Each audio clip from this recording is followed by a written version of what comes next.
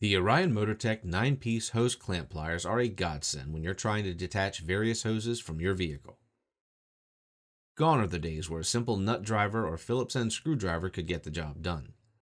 In this kit you'll receive one cross-slotted jaw plier, one swivel flat band hose clamp plier, one collar hose clamp plier, one hose removal plier, one flat band hose clamp plier, one angled hose clamp plier, one flexible hose clamp plier, one hose removal hook, one connector replacement for the flexible hose clamp, and one double head screwdriver, just in case you happen to run into one of those older style hose clamps.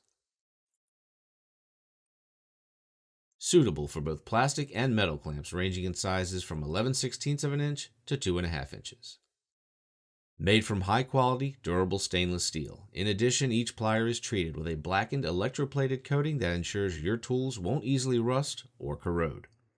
These tools are sure to provide years of dependable use. The built-in locking mechanism will immediately be appreciated if you've ever tried removing those clamps with a standard set of pliers. I'm still looking for that clamp off of the Mercedes radiator from 3 years ago. Let's take a quick moment to see how easily clamps can be removed with these pliers from Orion Motor Tech.